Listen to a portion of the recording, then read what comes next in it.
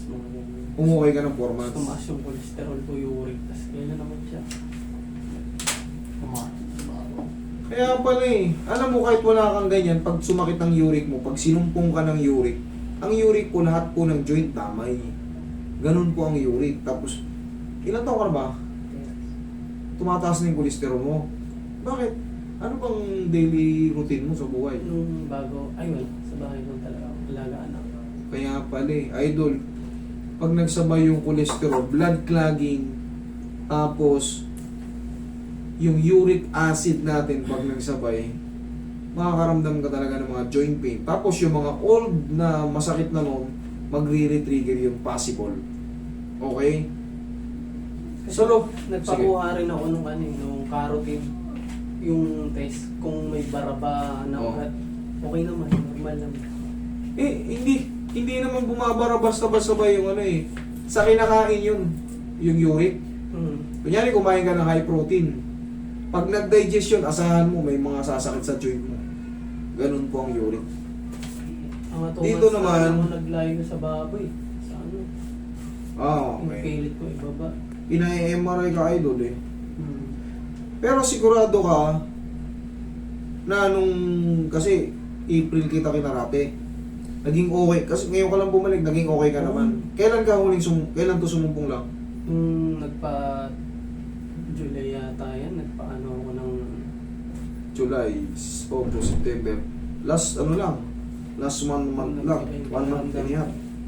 Kung pala, mataas na naman yung cholesterol. Humingi ako ng rep sa doktor ko. Eto na yan. Oh.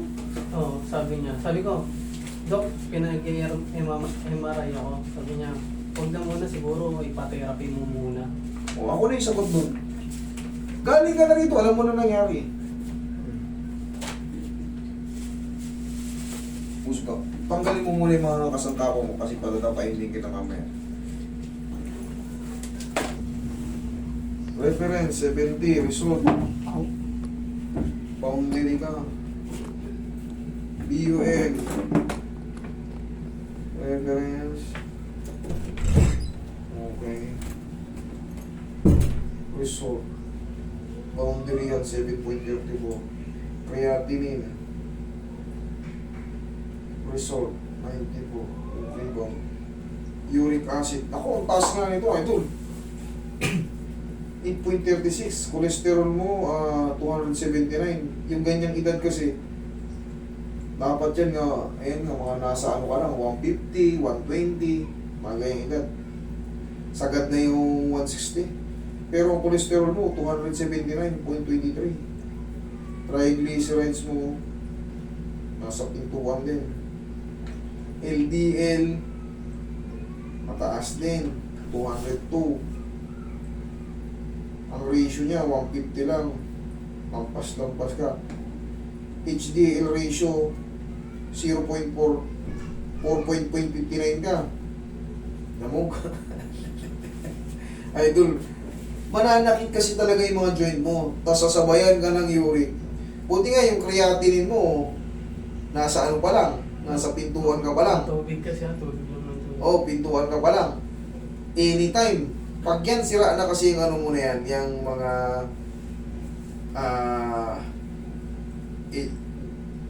yung mga LDL, cholesterol, magsasabay-sabay na yan. Chloride mo, mababa. Okay. 8.36 kabusing. Katumpas ng ano yan. Kasi ang reference range ng ano yan, 7 pababa.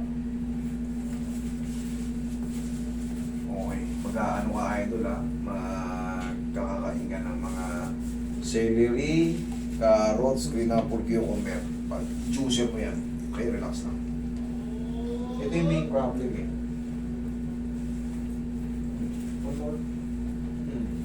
Tayo ka. Imamassage ka namin pero mahina lang. Kasagsagan ngayon ang ano mo, upo ka. Kasagsagan ngayon ang ano mo. Bago yan, latest. Ikaw ang patagilid tayo. Susunod yan, yung mga SGPT mo, SGOT mo. Maano na rin yan. Nasa pintuan lang lahat ng mga yan eh. Kabilang side.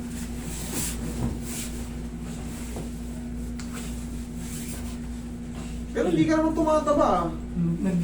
Tamang kain lang. Minsan omad lang. Pinapagod. Tapa. Sakto na yun. Idol, sabayan mo rin ang pagbibilad. Ha? Oo. Hindi ka naman mabigat eh. Mas mabilis mo makokontrol pagka ano. Hindi mo kailangan magtatakbo para pawisan. Walking lang. Pag may araw, sige lakad-lakad ka lang. Tsagain mo lang tapos tubig-tubig ha. Opo. Kaya kang lumpuhin nito, idol. Pag nag-9 na yung ano mo, susunod yan, mamamagana yung mga tuhod mo. Roy, ano lang to, haplos ng pagmamahal lang to. Pag nag-senior ka pa, yari ka lalo.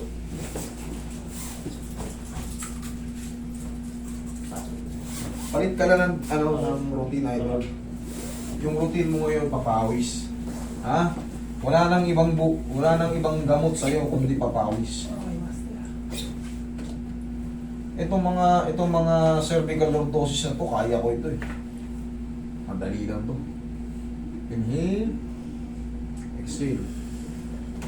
Pero kung kakain ka ng bawal sa'yo, huwag ka nang umasang gagaling ka. Dito, master, may sakit din. Lahat po ng joint, kaya nga ito kasama. Hindi mo ito iniinda, kasama na rin sa ina-adjust yan. Lahat ng joint, sisirain ng uric. Kasi doon mapupunta yung tinatawag na ano eh, amino acid na kinakain natin. Yung amino acid, tinatawag ang uric pag lumapot na, hindi nagiging amino acid. Pag mas malapot na yung kinikreate ng ano, napapalitan yung amino acid para sa mga joint. Yun yung tinatawag na uric acid, mas malagkit na siya.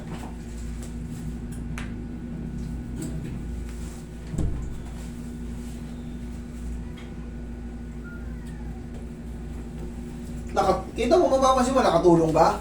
Hindi, nandiyan pa rin. Pagiginawain mo lang siya kasi ang kailangan talaga niyan, i-correct yung uric. Paano i-correct yan? Sa tulong ng gamot, sa tulong ni Doc na binibigay sa'yo, yan, combination kami, alignment, combination ng kay Doc, anti-uric, tapos, bawal sa mga pagkain, mga high protein. Okay? Mga toyo. Mga protein na yan. Toyo? Tuyo and toyo. Soya yan, lalakas ang protein ng soya. Bawal ka nun, baka mahilig ka pa sa adobo, di akala mo safe yun. Mataas ang yan toyo. Yan, ganyan lang haplos niyan.